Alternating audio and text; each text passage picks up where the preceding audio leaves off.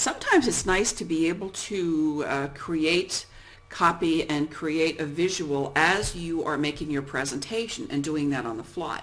And some webinar programs have some built-in annotation tools, things that you can use to illustrate your points, but you don't really need to do that. That isn't necessary. What I have here is just a plain screen for my Paint. It's just a free software that I have on my PC. It came included. Macs have the same thing.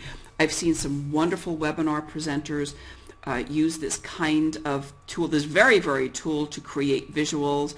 I've seen one gentleman who talks about, creating a squeeze page, and he will, just create the graphics to show, with a web page, perhaps where the headline would appear.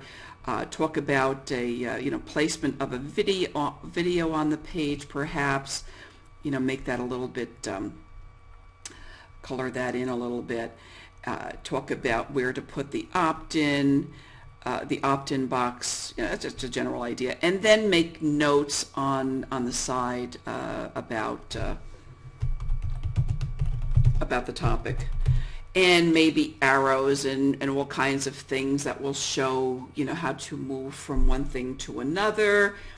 Some of the things that people might want to do. So Paint becomes a really interesting thing to do.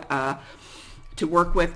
What I would suggest is that if you're going to use it as a whiteboard, work with it first, get an idea about the kind of thing you're going to be doing. If you're not using it all the time in a presentation sense, believe me, when you get in front of an audience, it doesn't work exactly the same way, and it doesn't have the same kind of feeling that it does when you're just sitting at your computer alone doing something for yourself. So definitely, take a little bit of practice session and make sure that works for you.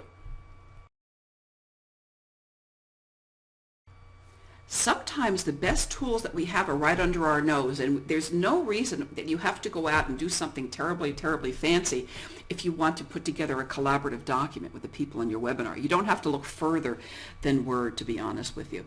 So don't worry about having something really fancy, some really amazing annotation tool, because you've got Word. You can create a list, you can create a collaborative document with feedback from your audience. If you're going to use that and do that, and you want to use Word, I will give you a little tip here. It's nice to use a larger typeface, so goose that up a little bit. But you may have people on your webinar who are sharing thoughts and helping you put together a list about something.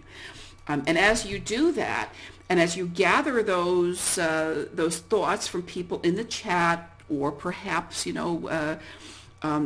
have them unmuted and you don't have too many people, so you can talk to them and have an interactive discussion, you can create a list. You can create all kinds of thoughts and come up with a collaborative document.